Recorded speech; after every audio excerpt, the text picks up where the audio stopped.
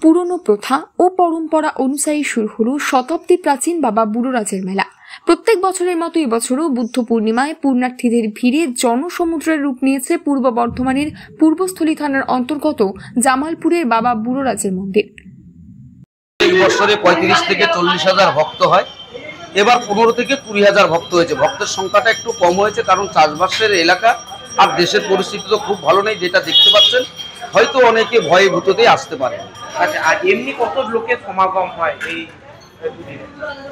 এই দুদিনে? তো আপনার যদি গোয়ালির দল যেটাকে বলা হয়, যেটা আসে, ওটা মোটামুটি ১-১.৫ লাখ তো লোক হয়। আশা করি ওই লোকটা ঠিক আছে, যাত্রী ঠিক আছে। আচ্ছা, আর একটা বিষয়, সেটা হচ্ছে গিয়ে একটা অস্ত্র নিয়ে নাচানাচি এবং হচ্ছে লাঠি নিয়ে নাচানাচির প্রবণতা দেখা যায়। আমরাও দেখলাম যে হচ্ছে অস্ত্র নিয়ে, এবার অস্ত্রের সংখ্যা কি হচ্ছে কি বেশি রয়েছে?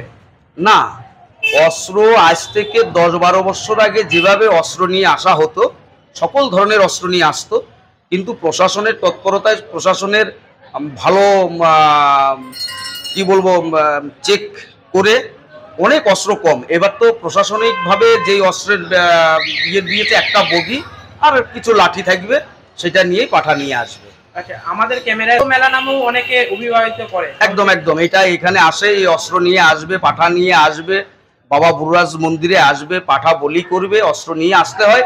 এই কারণে না, অনেকগুলো পাঠা নিয়ে আসে, যার জন্য অস্ত্র নিয়ে আসতে হতো। কিন্তু এখন পাঠা তুমি যতই নিয়ে আসো না কেন, অস্ত্রের সংখ্যা একদমই ঢুকতে দিচ্ছে না অস্ত্র নিয়ে প্রশাসন। একের অধিক অস্ত্র দেখা গেছে। একের অধিক, সেটা হচ্ছে প্রশাসনের চোখকে এড়িয়ে দিয়ে। কোনো ভক্ত যদি পাশ দিয়ে যদি নিয়ে আসে, প্রশাসন আর কতটা লক্ষ্য রাখবে? আশা করি। কথিত আছে একসময় এই অঞ্চল ছিল গহীন অরণ্যে ঘেরা। এলাকার বাসিন্দা যদু ঘোষ গোয়ালে একাধিক গাভী ছিল, তার মধ্যে সর্বাধিক দুগ্ধ প্রদানকারী গাভীর নাম ছিল শ্যামলী। কিন্তু হঠাৎই বেশ কিছুদিন যাবৎ শ্যামলী দুধ দেওয়া বন্ধ করে দেয়।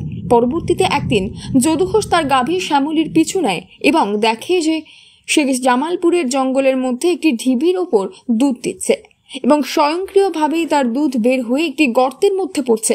বিষয়টি দেখেই যদু ঘোষ গ্রামের পুরোহিত মধুসূদন চট্টোপাধ্যায়কে জানায় এবং রাতে দুজনেই স্বপ্নাদেশ পান এবং সেই জায়গাতেই বাবা বুড়োরাজের মূর্তি উদ্ধার হয়।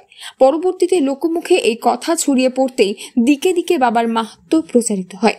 দূর দূরান্ত থেকে ছুটে আসেন ভক্তরা। এই বৌদ্ধ পূর্ণিমা উপলক্ষে বাবা বুড়োরাজের আবির্ভাবের কাহিনী আছে।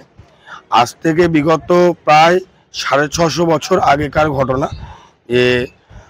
বাবা বুড়োরাজ জামালপুরে তো তখন জঙ্গলাকীর্ণ জায়গা, তো এই জায়গায় বাবা থাকতেন জঙ্গলের মধ্যে, যেখানে বাঘ, ভাল্লুক, শিয়াল সমস্ত রকম বন্য প্রাণীর বসবাস ছিল। তো এখানে যদু ঘোষ বলে এক ঘোষের বসবাস ছিল পাশের গ্রাম নিমদহতে, এবং একজন দরিদ্র ব্রাহ্মণ ছিলেন যার নাম মধুসূদন চট্টোপাধ্যায়। তো এই যদু ঘোষের গোয়ালে এক পাল গরু এবং এক পাল মোষ ছিল। তার মধ্যে সবচেয়ে বেশি দুধালো গরু ছিল শ্যামলী বলে একটি গাই। তো কিছুদিন ধরে বাটে দুধ দোয়াতে গিয়ে যদু ঘোষ দেখে যে সেই গায়ের বাটে দুধ পাওয়া যাচ্ছে না। তখনকার দিন লোকে ভাবে হয়তো তাহলে কেউ দুধ চুরি করছে। তো এই শ্যামলীকে যদু ঘোষ চড়তে দিয়ে পিছু নিয়ে দেখে সে দল ছেড়ে জামালপুরের জঙ্গলের ভেতর প্রবেশ করছে। এসে দেখে একটি উইয়ের ঢিবির ওপরে তার বাট থেকে আপনা আপনি দুধ পড়ছে। এই দৃশ্য দেখে যদু ঘোষ ওই মধুসূদন চট্টোপাধ্যায় মহাশয়কে গিয়ে জানায়। তো তিনি বলেন যে যেখানে আছে সেভাবে থাকতে দাও, তাকে নিয়ে নাড়াঘাটা করো না, তার প্রয়োজন হলে সে আমাদের জানাবে। তো সেই রাত্রি, যেটা আজ আমরা বৌদ্ধ পূর্ণিমা বলে জানি, এই বৌদ্ধ পূর্ণিমার আগের দিন, মানে অর্থাৎ গতকাল যে রাত্রি গেল, এই রাত্রিবেলায় বাবা বুড়োরাজ এই যদু ঘোষ এবং মধুসূদন চট্টোপাধ্যায় দুজনাকে মিলিত উদ্যোগে স্বপ্নাদেশ দেয়। দুজনাকে ভিন্নভাবে দুরকমভাবে স্বপ্নাদেশ দিয়েছিলেন।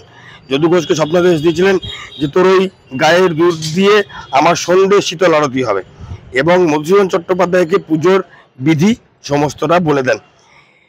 বাবাকে খনন করে এইখানে সেই উইয়ের ঢিবি ভেঙে বাবাকে পাওয়া যায়। সেই থেকে বাবা মাটির ঘর এবং খড়ের ছাউনিতে বাবার পুজো আরম্ভ হলো। বর্তমানে ভক্তদের অনুদানে বাবার এই মন্দির নির্মাণ হয়, কিন্তু বাবার সেই খড়ের চাল আজ অবধি সরানো যায়নি। তো বাবার সে আবির্ভাব বা সে স্বপ্নাদেশ যেদিন দিয়েছিলেন, সেই দিনটিকে ধরে আজ বাবার এই মন্দিরের মেলা। বিভিন্ন জায়গায় দেখেছেন আপনারা যে বাবার গাজন হয়ে থাকে চৈত্র মাসে, এইখানে সেটি একমাত্র ব্যতিক্রম, যেটি বৈশাখ মাসে বা জ্যৈষ্ঠ মাসে বৌদ্ধ পূর্ণিমা উপলক্ষে হয়ে থাকে, সেটি বাবার এই আবির্ভাবকে উল্লেখ করে। আচ্ছা বলছি, প্রত্যেক বছর শুধুমাত্র 40 থেকে 50 হাজার সন্ন্যাসী হন। প্রায় রাজ্যের বিভিন্ন জায়গা থেকে কয়েক লক্ষ পুণ্যার্থী আসেন বাবা বুড়োরাজের পুজো দিতে। পূর্বস্থলী উত্তরের বিধায়ক তপন চ্যাটার্জি বলেন, এবছর চাষিদের মাঠের ধান এখনো তোলা শেষ হয়নি। পাশাপাশি ভারত পাকিস্তান যুদ্ধের এই আবহে লোক সমাগম কিছুটা কম, তবে তা সত্ত্বেও লক্ষাধিক মাত্রা ছাড়িয়ে যাবে বলে মনে করা হচ্ছে। লক্ষ লক্ষ মানুষের হয়। মূলত এই লোকগুলো কোথা থেকে আসে, মানে বেশিরভাগই ও আমার বর্ধমান জেলার তো আছেই, আশেপাশের লোক সব আছে, পাশাপাশি বীরভূম, মুর্শিদাবাদ, নদিয়া, এই লোকটা ম্যাক্সিমাম ভাবে আসে। আচ্ছা কারণ কি ভারত পাকিস্তান যুদ্ধের কারণে কি ওটাও একটা কারণ আছে।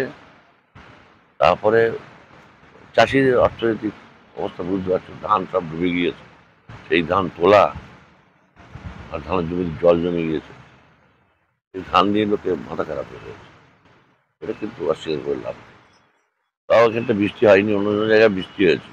নাদুরঘাট ফদুরঘাট তো বৃষ্টি হয়ে ধান সব নষ্ট হয়ে গেছে, ধান জলের তলায় হয়ে গেছে। বিভিন্ন জায়গা থেকে মানুষ আসছে, শুধু এই মেলায় পূর্বস্থলীর লোক আসে না, সমস্ত জায়গা, বিভিন্ন 4-5টা জেলা থেকে লোক আসে, প্রচুর পরিবার। আর প্রতি সোমবার এখন ভিড় হয় এই মেলায়, তার জন্য আস্তে আস্তে আবার সোমবার পরে আজকে তো ম্যাক্সিমাম ভিড় হওয়ার কথা, আমরা তো ভেবেছিলাম, কিন্তু সেটা হয়নি। পুজো উপলক্ষে বসেছে মেলা, দেদার বিক্রি বাট্টা হচ্ছে মেলাতে। পুজো ও মেলা উপলক্ষে কোন রকম অপ্রীতিকর ঘটনা প্রতিরোধ করতে রাখা হয়েছে পুলিশ বাহিনী সহ সিভিক ভলেন্টিয়ারের team. Bureau report, news network 7। Hallmark সোনার গহনা কেনার একমাত্র ঐতিহ্যশালী স্বর্ণ প্রতিষ্ঠান শ্রী ধীরেন্দ্রনাথ দত্ত গোল্ড প্রাইভেট লিমিটেডের শ্রী সুখেন দত্তের দোকান। ঠিকানা কাছারি রোড, চৌরাস্তা, টেলিফোন ময়দান, কাটোয়া, পূর্ব বর্ধমান। কাটোয়া শহরের অন্যতম প্রাচীন ব্যবসায়ী প্রতিষ্ঠান new Shri Gouranga tea store.